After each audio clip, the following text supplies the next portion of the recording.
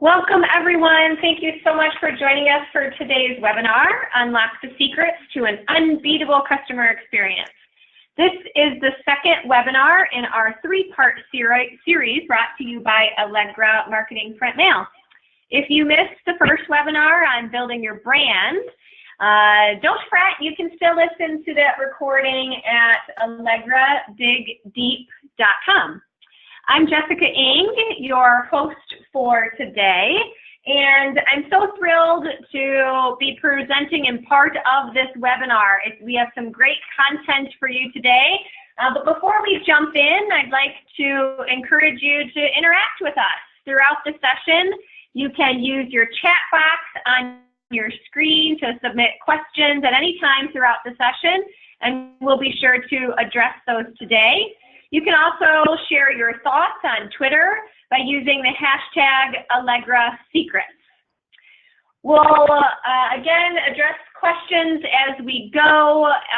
If we run out of time, we'll be sure to follow up with you individually. I also want to remind you that you will be getting a copy of today's recording, and as a special bonus, you will be receiving a marketing guide. So in the next few days, you'll get a copy of the recording and a bonus marketing guide with lots of great tips and techniques from our esteemed speaker today.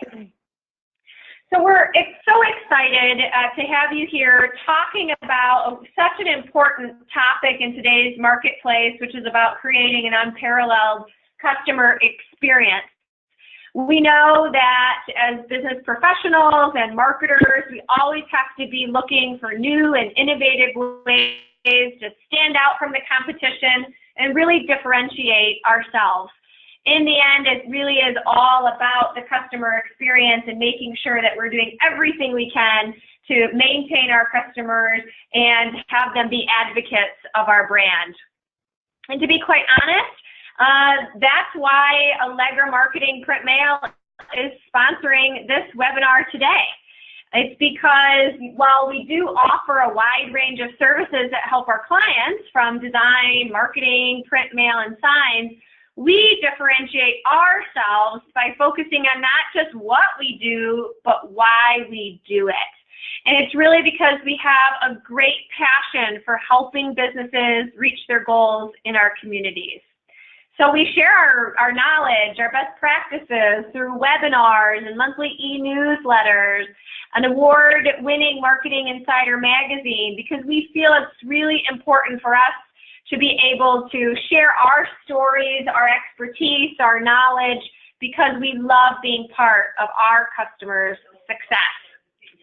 Now, we know that most businesses and organizations share some common objectives.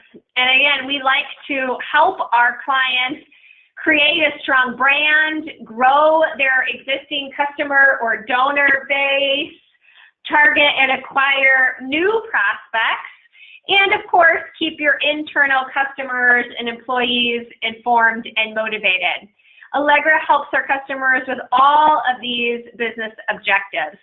And today, we're in for a special treat because we have an esteemed speaker focused on something that's near and dear to all of our hearts, and that is protecting and growing those existing customers and donors. This is so critical to any marketing campaign, and I know you're anxious to dig in, so let me do a quick introduction of our webinar presenter. Carla Johnson is a world-renowned speaker, author, and storyteller. Her work with Fortune 500 brands served as a foundation for the latest of her 7 books. Experiences the 7th era of marketing sets a powerful new way for marketers to create value in their organizations. Carla has been named one of the top 10 influencers in business-to-business marketing and one of the 50 women in marketing overall. Carla challenges conventional thinking, and we're so excited to have her here today to help all of us unlock those secrets to an unbeatable customer experience. So with that, it is my privilege to welcome Carla Johnson. Thank you so much, Jessica. I'm so delighted to be here because customer experience is absolutely probably one of my top 2 or 3 passions to talk about with people, because I think it has such a tremendous impact on us that we often don't realize. So there's some research that came out from Accenture that says just in this last year, 52% of all people have switched who they buy from just because of customer experience and the experience that they have with brands. And in total, just in the US, that's been $1.6 trillion in business. So if you're a business of any size, and if you're looking at how you can make a difference and grow revenues with an easy investment, customer experience is really where you should be investing your time, because we hear so much about the digital world and digital transformation, and we know that people live and die and breathe by all of their mobile devices, but customers are also telling us that they want human contact. And really, it's not about picking one over the other, saying we have to go all digital, or digital isn't for us, it's not what our industry does. It's really about looking at how you can create an experience that keeps customers engaged and informed, and how you can use that to nurture the relationship as part of an ongoing plan. Because brands say a lot of things, they say our customers matter, they say we want to build relationships, and we say experiences are a big thing, but that doesn't mean that they actually do them. So that's really where customer experience comes in. Because when we look at what we say and what we do today, we see things like, we say, okay, we're going to make sure that you have a great experience when you call in. We'll have great music on hold, and we'll help people get to where they want to go quickly. And we know what it's like. We all get caught in those phone trees, and we can't find a human person to save our life, and it is so frustrating. And then we say things like, I want to make sure that you feel loved, and if you're an in-person customer, let's make sure you give them a cup of coffee or a bottle of water or something that shows we pay attention to detail. And then at the end of it all, we say, have a nice day, thanks for being our customer. But the truth is, these little things like this that we're doing that we think really differentiate us and make us stand out, it's that we're doing the same things that everybody else does, and we're expecting ourselves to somehow be remembered as different. So that is so important for us to look at. Now, when we look at these little things that we do that we think are creating this amazing differentiating experience, there's something that we have to keep in mind. And that's the difference between customer service and customer experience, because this is a big thing that people need to make sure that they get right. So when we look at customer service, it's what satisfies people in the moment. It's very tactically focused. It's this tactical approach that in general attempts to repair a situation when customer experience wasn't done right, wasn't part of a thoughtful strategy, or it wasn't done at all. So that's why you have so many call centers, is because the experience up front wasn't planned either at all or planned correctly. So your call centers are what pick up all that baggage at the end. That's the catch net that tries to make up for that. And they are incredibly expensive. It's what you have people calling in for help with the product. It's why people call in and say, this service isn't working. If you plan the experience correctly up front, then you need much less focus on customer service. But when we look at customer experience, so this is the mindset, and this is when you deliver a great customer experience, this is what inspires a really positive relationship over the long term. So we're talking years, not just individual, days for a particular situation. And it's really a proactive approach that nurtures that relationship. That's part of a strategic and ongoing plan. And that's something that is so important. Is one of the big differentiators is that customer experience is something that people continually focus on to deliver, where customer service is what went wrong and how can we fix it now. Now, when we look at companies who are really, really amazing at customer experience, one of my favorite ones is to talk about Umpqua Bank, and they're up in the Pacific Northwest. And I don't know if we have anybody on today who's from this area, but whenever I talk to somebody from the Pacific Northwest, they love this bank. And Umpqua Bank is, it's been around for many years, and Ray Davies was the president of the bank starting in the late 90s. And when the board of directors hired Ray, they said, we want you to grow the bank. We know there's a lot of potential, but we're just not reaching it. And I think they had about $150 million in assets when he joined.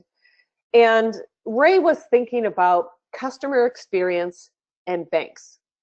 And he said, you know, this is something that we really have to focus on, but I'm not sure where to start. And then he was driving to work one day, and on his route to work, he said he drove by one of the branches, and hanging above the doors of this branch was a big sign that said, "World's Greatest Bank." And he thought, well, I wonder where that came from. And then he gets to his office, and for whatever reason, he needed to call the bank that day, that branch. And the person who had hung that sign answered the phone. And they said, Ray, what did you think about my sign out front? And he said, well, I think you should take it down. And the employee was stunned. He thought he did something that was really going to impress the bank president. And he says, well, why? And Ray Davies says, because we aren't the world's greatest bank. There's nothing about us that's, you know, particularly different from anybody else. And then the next day, Ray had to call the branch back again for some reason. And the same person answered the phone, and they answered it like this. Umpqua Bank, this is the world's greatest bank. How can I help you? And Ray said to the guy, leave the sign up. And so when Ray thought about who were the greatest brands who deliver the best experiences, the first one that came to mind for him was Ritz-Carlton. And he said, how can I take this idea of creating an amazing customer experience that Ritz-Carlton does and bring it into my bank? And that's what he started to look at. He said, if we could create an environment for our customers that was warm and welcoming and made people, you know, actually look forward to coming into a bank, because in the 90s, people only went into their bank for two reasons. That was to deposit a check or cash a check. And he said, what if we could bring that Ritz-Carlton experience in where people said, I want to spend more time there. And so he started to make the lobbies of the banks really warm and welcoming, and encourage people just to come and hang out and drink some coffee, maybe catch up with their neighbors. And then as you know, the internet came and Wi-Fi, it was come use this as your mobile office. And he looked at, if we're going to create this experience, and what kind of people are we going to hire that will actually deliver it? Now, he had been looking for employees in the financial section when he would advertise in the newspaper in the old days when he first started out as the president of the bank in the 90s. And he said, but you know what? There's a group of people who really, really know how to make visitors feel welcome and how to get them to spend time in a business. And that is people who understand retail. So instead of advertising for people to work at the front counter or some other areas in the bank in the financial section, he looked for people who knew retail, because he understood one really important thing about customer experience. And that was that money is something that universally makes people uncomfortable to talk about, because people don't want to feel dumb when it comes to their money. They are afraid to ask questions because they think people will, financial experts will say, you know, I can't believe you didn't know that. Or how could you, you know, mismanage your money? Or is that all that you have saved? So what he found is that by bringing in these people who were retail sales experts, that they were able to get people to stay in the physical environment for a longer period of time. And then when people stayed in the bank for a longer period of time, they got comfortable because they saw the people who worked there more often. And then they felt like they came to know them. And then their walls went down and they were able to ask the questions that they really needed to know to help improve their financial future. And then Ray did one thing in particular that really, really made him stand out. When you go into the lobby of any branch, you will see this silver phone. And next to this phone will be this gray pad. And it has, you know, if you dial 1, you'll get mortgage banking or mortgage loans. If you dial 2, you'll get, you know, another department. But at the very top, it says number 8, and it says bank president. So you can go to any branch, you can pick up that phone, dial 8, and you will get Ray directly, assuming he's sitting at his desk right then. And he says, you know, I can always tell when a call comes from the lobby because I'll pick up my phone and I'll say, Umpqua Bank, the world's greatest bank. This is Ray Davies. How can I help you? And it is crickets on the other end of the phone.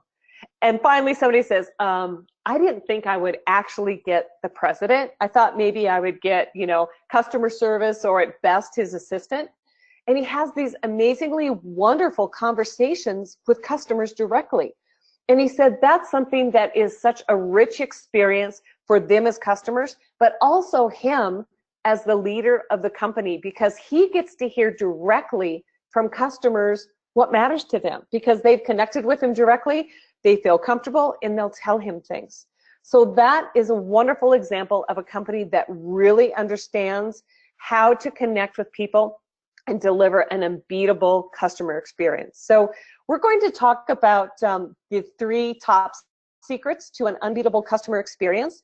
But Jessica, I just wanted to see if anybody had any questions so far about that difference between customer service and customer experience. Well, one question that actually did come in was sort of, are there kind of metrics around the customer experience? Like how do you measure it? How do you differentiate yourselves in terms of kind of KPIs? Everyone's familiar with customer satisfaction surveys, but what about the customer experience? Yeah, absolutely. And I love it when people ask metric questions because many times we think, okay, what are the things I should benchmark myself against? But here's the most important thing to know with metrics in any area that you're looking to measure, learn from, and grow and do better with, is that you have to start out with what is it you're trying to accomplish from a business point of view. So what are your business objectives? Then everything that you establish for KPIs and metrics for customer experience need to bubble up and support that. So it's a hard one to answer to say these are the 3 things that you need to measure, because measuring those things doesn't mean it's going to move your business objectives forward. And that's the main thing that you have to focus on for customer experience. Is there another question? Nope, that's it at this time. Excellent. Okay, well, we're going to dive into secret number 1, and that is to create a connected experience. So when I started out, I talked a little bit about that impression that we have that living in a digital world, a world where everybody has their device right at their fingertips, means that we have to be able to do everything in a digital world. But that's not the case, because people want a connected experience. And I love what Cleveland Clinic has done, because this is Amanda Todorovich, and she's their director of content marketing. And she has been phenomenal at how she has been able to create a connected experience across the entire customer experience. So the Cleveland Clinic is one of the best hospitals in the world. And when Amanda started to work there, she said everything that they were touting was about how we were an amazing healthcare facility and how we were consistently ranked as one of the best hospitals, not just in the US, but really, you know, in the world with some things that they were doing. And she thought about that, and then she went back to look at just the mission of the organization. And she said, with their mission being that we're going to provide better care for the sick, help them with investigation into their problems, and then further the education of those who serve. She said, when we look at that mission and we compare that to how we talk about ourselves, it's very different, because they're talking about, hey, it's all about us and we're the best at what we do. But their mission is about helping people so that they don't get sick, helping people look into their problems if they have one, and then helping the people who provide the healthcare services become so much better at what they do, to educate them as well as the public. So what Amanda did is that she started out by launching an information site on the Cleveland Clinic that's called Health Essentials. And what Health Essentials does is it looks for what is any question that somebody may have about their health that we can answer. So previously, it was hard to draw things out of the medical team, different groups within the medical team, because they said, you know, we don't have time for this. You know, it's marketing stuff, and we have to take care of patients, and it's time we don't have time. It's things that we don't have time for. But what Amanda did is that she saw there was this amazing opportunity to serve customers in a way that combined the questions that they had as patients or potential patients with what healthcare providers wanted them to know. So with the Health Essential Sites, that's exactly what it does, is that it takes those questions that people have and it answers them from the point of view of these teams. So you see, in this case, the yoga poses that can strengthen your core muscles, that's something that came from the bone, muscle, and joint team. And you go to this site and you see post after post about things that people have questions about. So here's the children's health team talking about potty training. And if you've ever had little kids who need potty training, you know there's a lot of things that you don't know if you've gone through it the first time. And then we look at these other posts. Okay, white potatoes versus sweet potatoes. There's a lot of debate around that. People Google these things and they're looking for answers to their questions.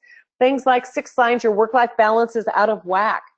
Sit all day or text a lot. These yoga poses can help because there's so much in the news about how unhealthy sitting is. So when people look for this information, they make sure that they're there to help educate them. Now, as we look at connecting that experience, what Cleveland Clinic has done is that they're setting this up as a source of trusted information. So you can see right here, they say, you know, there's information on drugs and treatments or wellness or diseases, broad things that people ask for. Anything that you ask about your health, what they want to do is give the answers from somebody that people can trust. And then you look down here and you can see that you can help us by taking part. So join the conversation in the comment section. Share our stories among your own social networks, but most importantly, stay informed and stay healthy. So when we look at how they continue this experience, what they do next is that if you go to get information from one of their posts, so how often should I weigh myself? Something just as simple as that.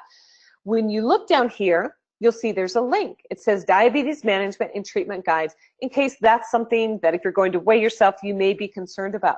Okay, you click on that link. Now you become connected to more information that can help you take control of your diabetes. And this could be for you, it could be for a family member, it could be if you're concerned that you may have it. So the beauty of this is that now they're starting to ask for some information. You can see here, they're asking for first name, last name, zip code, email, date of birth. What this does is this helps them start to gather information about people in what geographic region and what age who may be concerned or may have this healthcare situation. So they're creating an experience that also provides subtle research information back to them. Now, when you enter this information, it takes you to a page where you can instantly get the information. So you see up here, there's 2 download buttons. One says Your Guide to Managing Diabetes. The other is the Diabetes Center for the Cleveland Clinic. So you can see how they've given people that bit of information that they wanted about diabetes. And then they also said, here, if you want to talk to somebody directly or you want more information about our Diabetes Center, click here. So they've created a very natural, organic path for people to take in this customer experience. And then you see down here, if you're looking for more diabetes information, it gives people a path to go. So there is a fluid and natural connection all the way through this process for whatever healthcare situation you may have a question about. Now, there's something also really amazing that the Cleveland Clinic understands, and that is about the social nature of people's health. And so there is research that says 26% of people who have a healthcare issue talk about it online or ask for recommendations or share something through social media. And almost the same number of people follow someone else's healthcare journey. Maybe they're going through a weight loss program, or they could have something like cancer and they follow their treatment in progress. So the Cleveland Clinic understood how important it was to bring social media into the picture as part of that connected experience. So if you go to their Facebook page, they have over 2 million people who are following them on Facebook. And then you go to Twitter, they have almost 1.8 million people. You go to Pinterest, 13,000 people. In LinkedIn, 152,000 people. Now, one very important aspect of their social media part of their customer experience is that they understand that the more they can make it easy for their own employees to talk about the information that the Cleveland Clinic is putting forward, the more people that they're able to help.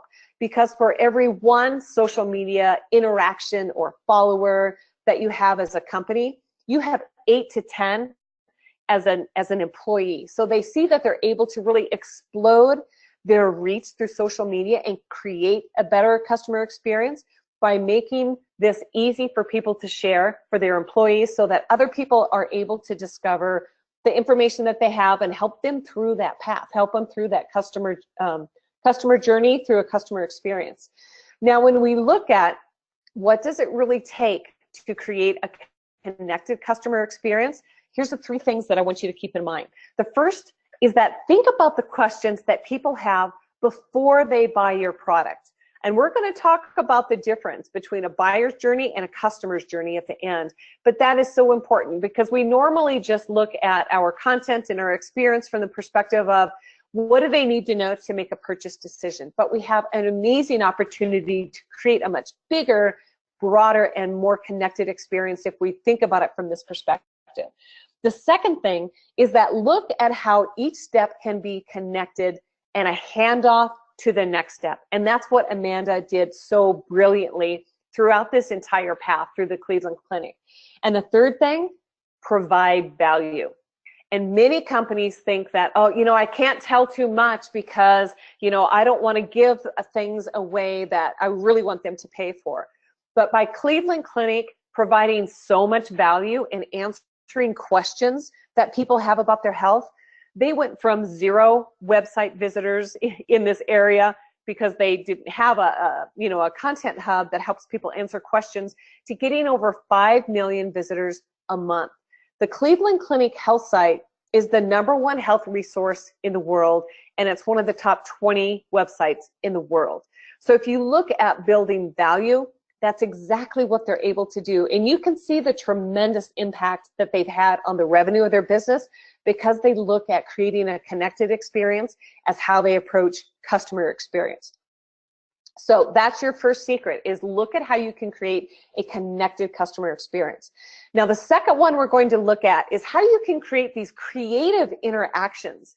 And a nonprofit that I love to talk about is Save the Children, because I think that they've really done some interesting things and kind of redefined how we talk about the word creative. So this is Wendy Christian, and she's a vice president and the chief communications officer for Save the Children. And if you don't know about Save the Children, they are known around the world for its work in helping to give children a healthy start in life and an opportunity to, to learn and to have education. So they have done work around the world and different areas, different hotspots where there's poverty and conflicts and a lot of hunger. And so in 2019, Save the Children is going to be 100 years old. But despite being in business this long, there's so much industry research that points out that the single largest reason that donors don't continue to donate is because they had poor customer experience. And especially from that fundraising department, because 10% of donors, it's only 10% of the donors who say they had a great experience or were satisfied with the service quality that they had as a donor. And these are the people who are writing checks, hopefully for nonprofits, big checks. And they're saying, you know what? I wasn't really very satisfied with the experience that I had. But if you look at the donors who were satisfied, they are twice as likely to continue to make further donations and to make bigger donations. And it's just because they had a good experience. So you look at this, there is a tremendous opportunity to raise money from 90% of donors just by providing a better customer experience.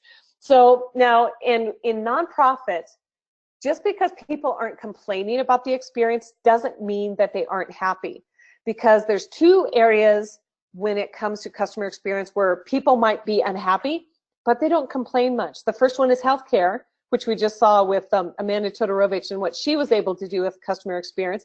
The other is nonprofits. And one of the biggest complaints they have is that there's a perceived lack of gratitude for the money that people are donating, or they don't have a good sense of what their money is actually doing. Like, what's the outcome for me writing this check or making this donation on a regular basis? So for Save the Children and for Wendy, what she started with is just something as simple as expressing greater gratitude toward the donors. So they just send out a certificate, and it makes people see, all right, you know, they care about me, that, you know, this made a difference. They went to the effort of recognizing what I've done, and it's called just an act of donor kindness. So it's just such a small, simple thing that people can do to show people that they appreciate the money that they're giving them. Now, the next thing that Save the Children did is they got really creative in how they begin to tell their story. So it wasn't about continually repeating the stats about the number of dollars that they raised and what they did with it. It was about telling a story from an aid worker's point of view. And that was the point behind this Every Last Child message that we'll look at here.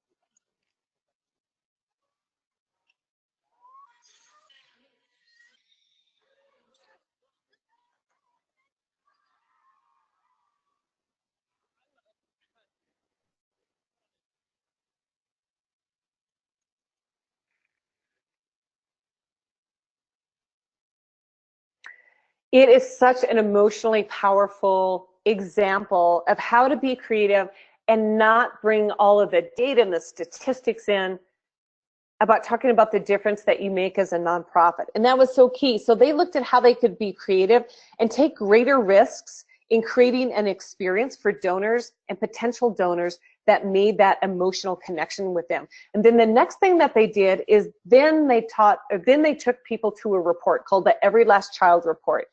And it's the children the world chooses to forget. And it goes into detail and tells case stories about some of these kids and what their life was like, and how Save the Children came in, and what the donor money does to make a difference in these kids' lives. And that's what is so important, is that people became interested then in the data, and they saw how the data made a difference because of the stories that they started out with. And so they could see, they felt appreciated. They could see what was happening with their money. Now, the next thing that they did is that they realized not everything has to be heavy and kind of, you know, emotionally charged in a profound way like that. And they saw that, especially millennials, people didn't want to have a disconnection from the money that they gave and the organization. So for many people that they'd had for donors for a long period of time, they focused on how can you do direct payments, you know, maybe set it up in your checking or savings account, or automatically charge it to your credit card, and have those go every month or on a regular basis to the organization. But what they saw is that what they could do is that make it actually fun, and particularly for younger people. They said, you know, I want to have a closer emotional attachment to that point when I give money and to when it goes to Save the Children. So people, some of the people in the marketing group within Save the Children had seen this Domino's ad where you hit the easy button, and it was that easy to order a pizza. And they said, well, why can't we do something just as easy to donate and have people give money to Save the Children? Why can't donating to a charity be just as easy and, to be honest, fun as ordering a Domino's pizza? So they created this give button, and this button is actually connected to the internet through your mobile device. And then donors will sign up ahead of time saying, every time I push this give button, that means I want to donate this amount of money. You know, maybe it's $5, maybe it's $50. And they made it that easy, and they also made it that fun, because every time they hit the button, lots of times there were other people around them. and they could talk about it, or they would see a situation on TV, or they'd hear about it in the news. They could just hit that button and they knew right there that they had made a difference in the life of a child. Now, they really saw a huge, huge engagement with this, with the younger donors, because they saw that it was something that was immediate, and they would hear about the children suffering and they could do something right away. And that made such a big difference in the amount of their donations. In fact, their donations went up, I think in this area it went up about 65% when they launched this campaign right here. So what we want to look at here is how you can start to get creative with your interactions. You know, what are some things you can do on a very small level, like just giving people a gift, you know, an appreciation certificate, or what's something you can be on a bigger level? Because the one thing is that creative to a lot of people means, how do we be funny about it? But as we saw in that video, all they did to be creative was take the focus off of, here's what your money does and here's all the stats, to telling a story from a different point of view. So creative can mean so many more things than just being humorous. The second thing is that think about an experience that anybody loves. So many people loved that Domino's Easy button. That's what Save the Children was able to do, is just relate that idea and make it apply to what worked for their donors and create an amazing experience. And the third thing is that just take that essence of an idea and relate that to your situation. It's so much easier to come up with creative ideas, really, if you can think about what inspires you or what excites you about any brand you come into contact with. So that's your second secret, is to look at how you can get more creative with the interactions that you're connecting. Okay, now number 3, look at how you can build a community that actually delivers the experience. This is something that I love to watch what Inkling is doing. And this is Neha Sharma. She's the head of marketing for Inkling. And they're a software system that helps companies and, you know, teams within companies create content, educational content, and then share it on any kind of digital device. So we have seen so much content go digitally, so much information go digitally, but there are certain industries and certain people with industries that this really, really matters to. So if you think about healthcare workers, you know, a nurse or a doctor isn't going to be at a computer to be able to get educational material, you know, heavy white papers or research things. It's hard for them to do on a mobile device. Or if you look at people who work in the fields for oil and gas companies, you know, they need to have a tremendous amount of information on the spot. And sometimes it could be information about answering a question. A lot of times it's just training and reference material. You know, how do I make sure I'm doing things correctly? So when Neha came to work, what she looked at is, how do I battle what's going on in the educational market? So the educational market and technology was essentially locked in the same place that it had been 30 years ago. You know, it was very textbook heavy. It hadn't seen a lot of really radical change because of technology. And even though it had changed so much about how we do our actual work, it hadn't changed how we think about education itself. So with this big rush to digital, many ed tech companies, educational technology companies, were really forgetting that people who are in the educational environment are there because they care about education. And education is really focused on people and helping people learn, and it's such a human type of business. But when they got it from companies who were just taking content and putting it into PDFs and sharing it with people that way, it was incredibly sterile. So what she wanted to do is look at, how can I start to create this educational community and tap it to produce this lushly designed, this educational content for tablets and mobile phones based on what really matters about an experience to the entire education community. Now, education goes beyond just people in, you know, primary schools, universities. It's about people who work within companies who are focused on continuing to grow employees and what they do in their career. So that was so important to them, because they could see that if people could just get the right information, if they could just do the right thing in that moment, it made all the difference in how they performed and what they were able to do and the experience they were able to deliver. So that was so key, particularly in educating employees within a company, because when employees know what to do in that moment, they perform better, they're more passionate about their work, they're more confident about their work. And there is research that says the better employees feel about their work, the higher their employee satisfaction rate. And you directly tie customer satisfaction rates to employee satisfaction rates. So that was so important that they were able to do that. Now, once they started down this path, they saw that it really opened these opportunities to take the content from these publishing giants like Pearson and take that academic material and turn it into something that was more interactive and more fun. Things like live Q&As, how-to videos, interactive quizzes, and things like that. Things that kind of turned this formerly dry kind of content into this kind of prom queen level of popularity that Inkling really felt that it deserved. So what they did is that they were able to talk about how they're not just selling a software, they're talking about building these communities and how we can work smarter, that everybody has a role to play when it comes to working smarter. And so right there, they brought people into a community and made them feel that they were a part of it. Now, when you look at how they talked about the people they served, they break it down into communities. Okay, if you're in education and accounting, if you're in education, business communication, financial accounting.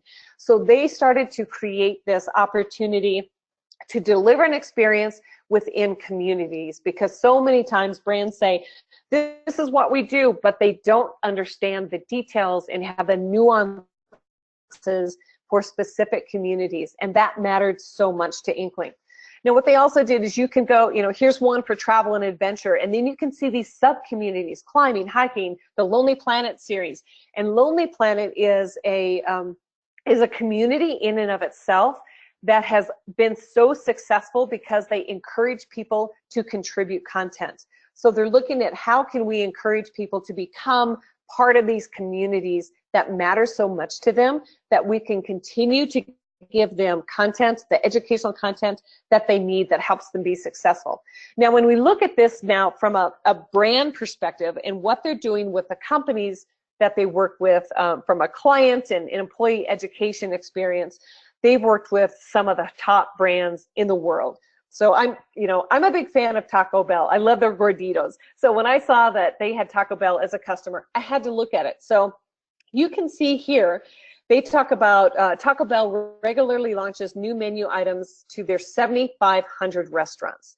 And after using Inkling to spice up the training, they've experienced a 5% increase in customer satisfaction. So this was a metric, back to what kind of metrics do you use to measure customer experience? Customer satisfaction was one, but it tied into a bigger metric that they had as a business objective for the company. So they're looking at, okay, customer satisfaction, and then they broke it down into things like, how do we make sure that the employees at the counter in these restaurants can quickly learn and understand and know what these menu changes are? Because there's nothing worse when you go to your favorite restaurant and you see a picture of a new food item right up there on the screen above the counter, and you say, ooh, I've never seen that. Is that new? What is that? And the people behind the counter go, I don't know. It's horrible. Right there, it crushes everything that you've tried to establish from a customer experience perspective. Now, what Inkling also does is that they look at how can we spark employee engagement for success, because they understand that educating employees and making this educational content available is so important. So they not only build a community themselves, they're providing value by teaching their customers and their potential customers how to create a community, how to get employees engaged so that they want to deliver an amazing experience to their own customer base, to their own communities. So that's the third secret, is how do you build a community that actually delivers the experience? The first thing is that you want to look at who are these external people and companies that you can partner with. So that's what Inkling did. They partnered with Pearson and some of these other big traditional academic companies who aren't known for particularly dynamic experiences. So the second thing which you want to do, the second thing that you want to do is let customers take ownership of creating the experience. So you saw that in some of the verticals that Inkling did, places like the travel and leisure, things like Lonely Planet, is that they could take ownership of creating some of that content, and Inkling just helped provide the platform to do that. Now, the third thing is that your community always has to include employees. And this is such a huge, huge aspect of customer experience, because you can do and say and advertise and promote and sell all you want externally, but it's all the employees on the inside who determine whether or not you truly believe and invest in customer experience. So that's our 3 secrets. And we have one more area we're going to talk about, but I wanted to take a pause and see if anybody had any questions so far. Thanks, Carl. These are awesome examples. We had a question come in about sort of this emotional connection and trying to deliver this connected experience. Obviously, the example was Save the Children, and that it's a little easier to make that emotional connection to children that are hungry. What are your thoughts or suggestions for business to business and manufacturing organizations that maybe don't have a topic or a subject that naturally lends itself to that emotional connection? Oh, yeah, absolutely. And that's where I spend most of my time, is in B2B, industrial things, engineers, high-tech stuff, that really, really left brain area.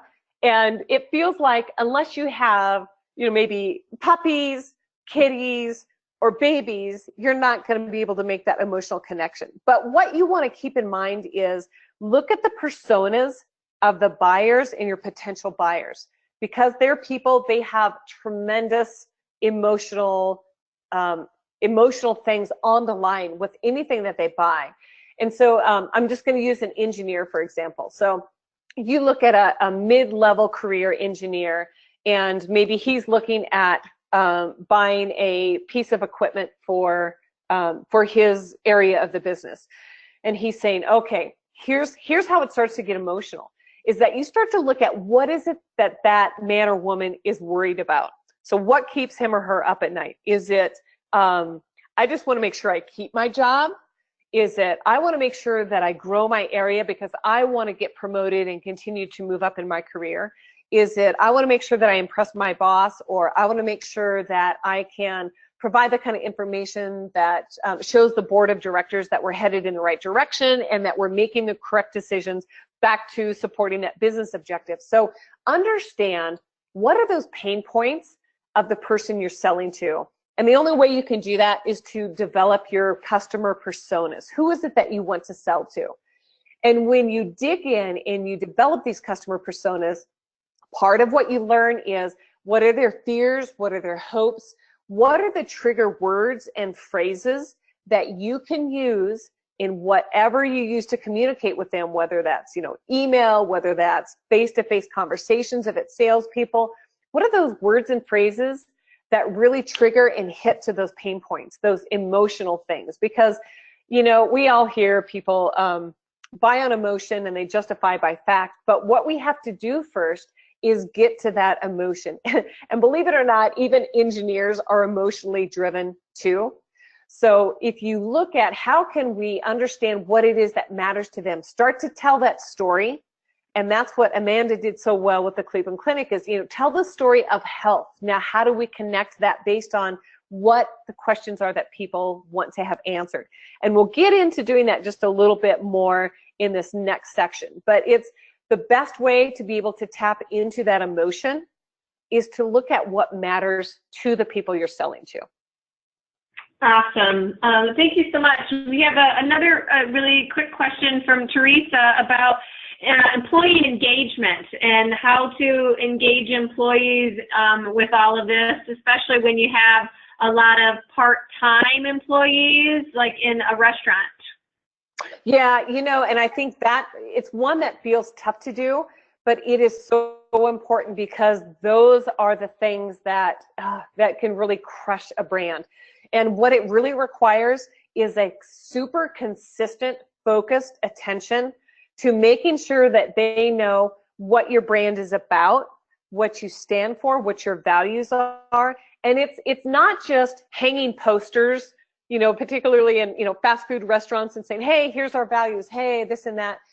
It's about consistent training and sharing examples, you know, highlighting other part-time employees who've really exhibited what you have as a standard for customer experience. Because if we're the ones putting out the information, or if we're the marketers or the HR people, we're all sitting here going, seriously, how many more times do I have to say this? We say this all the time, and these employees still don't get it. We still have these complaints about the customer experience. And here's the thing. They're a part-time employee. They have a jillion other things going on in their world in general. Now they have this part-time job. It's not their main focus. So we are going to have to consistently get in front of employees in ways that are fun, that are unique, that are different. You know, everything that we talk about here with the external customer experience absolutely applies to everybody internally. That's the thing that we have to remember. We have a customer experience, but we also have an employee experience, and that requires at least equal weight and equal attention. Awesome. Thank you. Those are all the questions at this time. Excellent. Okay, now here's one of the main things that I want you to remember with all of this that you do is that the clincher, the thing that will really make the difference and make you stand out from everybody else is consistency. Because brands, back to the beginning, brands like to talk about a lot of the things that they say they do, but when the rubber hits the road is what are they actually doing and how well are they doing it consistently. So companies will say, yes, customer experience is so important, but back to the question about part-time people at a restaurant, you have to consistently and regularly make sure that you focus on customer experience. Now, when we look at buyers, we look at, you know, what's the process that we use to get them to pay attention to us. Okay, so we all know it starts with awareness. You know, do they have a problem? What's going on? And just awareness that there's something else that they should be paying attention to, which leads them to, we think, an interest in what we have to sell, and then a desire to buy it, and then we actually get them to take action. So this is, you know, a really oversimplified version of what 90% of all companies look at when they look at customer experience, is that they look at what's this buyer journey and how is it that I get them to say yes and sign on the dotted line and write me a check. But there's, just like difference between customer service and customer experience, there's a big difference between a buyer journey and a customer journey. And this is something that I want people to walk away with, to really, really think about, because a buyer journey is very brand focused. You're focused on what are the beginning and end points when somebody interacts with my company.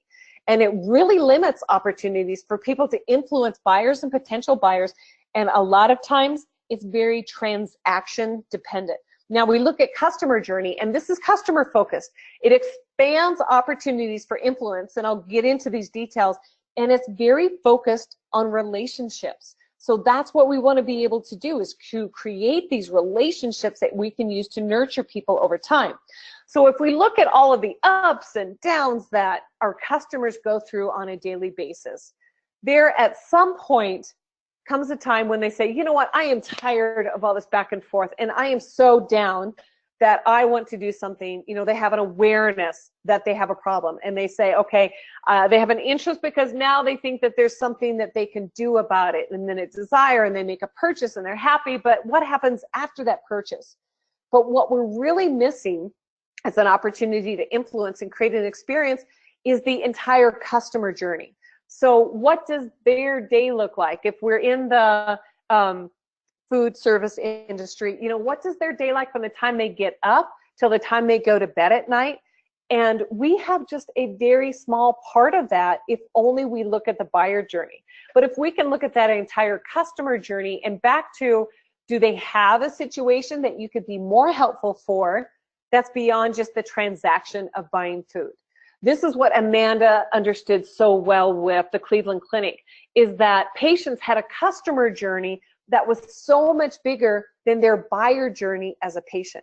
We saw this with Save the Children, is that people have a much bigger opportunity to look at the donor journey than the customer journey than just that small range of time when you could get them to donate money.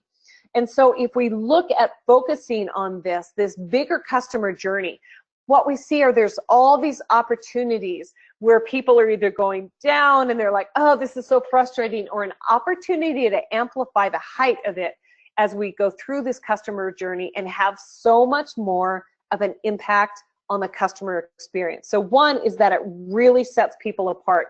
When you look at the entire customer journey, it also helps understand what are those emotional hot points that you have an opportunity to take advantage of that maybe you haven't looked at.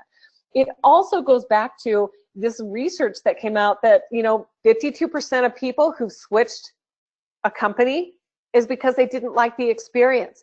And a lot of times the experience is really poor because people are too narrow in what they look at for their opportunity to influence people, to create that connected, creative, and community experience. So that's what I want you to look at, is how you can expand your area of influence, and then how can you be consistent in what you're doing all the way throughout it. So when you get to these 3 secrets to an unbeatable customer experience, this is what I want you to keep in mind, is how do you create a connected experience across the entire customer journey, not just the buyer journey. The second is how you can get creative with what you do with whatever matters in your world, whether it's a nonprofit, emotionally, clearly emotionally driven thing, or whether it's a B2B, very left brain, that appears to be dry kind of situation. There's always opportunities to be creative with it. And the third is look at how you can build that community, both externally with customers and prospects, but also internally with your employees. It's such a huge, huge part of customer experience. And then that last clincher is consistency. This really is the nut that shows whether or not you believe in supporting customer experience, is how consistent are you with that experience. So with that, Jessica, it has been wonderful. I don't know if we have time for any last questions, but I'll turn it over to you. Thank you so much, Carl. That was awesome. Some really great ideas. And before we wrap up, I wanted to just share one more example of how Allegra helps clients to, again, create that powerful customer experience, nurture those customer relationships or donors. So this last example is about a higher education and a college in North Carolina where they wanted to nurture relationships with their alumni and to increase alumni donations. And so Allegra created a multi-channel marketing campaign that designed, printed, and mailed a postcard to 10,000 alum. But the postcard is personalized in many ways, as you can see here, through personalization of the name, through a personalized landing page, as well as imagery that related to the era or the decade in which that alum graduated. And all of this was to, again, increase donations for their 60th anniversary. And so Allegra really is there to be a partner to help organizations nurture those existing relationships, but it's also not just about one channel. So in this example, it was about combining the power of print and digital by adding retargeting digital ads to all the alum that visited their personalized website. So for 30 days, these ads popped up as they went surfing online, and again, encouraging them to support their alma mater. And in the end, again, this consistency, as Carla talked about, and using multiple channels really worked. Their fundraising goal was exceeded by 35%. Online ads resulted in more than 150,000 impressions, and they were able to get valuable email addresses for their alumni for further nurturing. So again, another example about how using multiple channels, again, creating that interactive experience and that personalized experience can really help drive business results. So I want to thank everyone again for joining us. I hope that you gained some really great information today. We don't have any other questions, so I'll leave you with a reminder for our third webinar. So mark your calendars for Thursday, October 25th at noon Eastern Time, where Carla will be sharing additional tips and best practices on new business growth and innovative planning for 2019. I want to thank you, Carla, so much for sharing your insights with us and all the amazing examples. Anyone on the call today, if you are looking for a partner and you're not already working with an Allegra, you can find your nearest location by visiting allegramarketingprint.com. And again, you'll all be receiving an email within the next few days with a copy of today's recording, as well as the bonus marketing guide from Carla Johnson. So thank you all again, and have a wonderful day.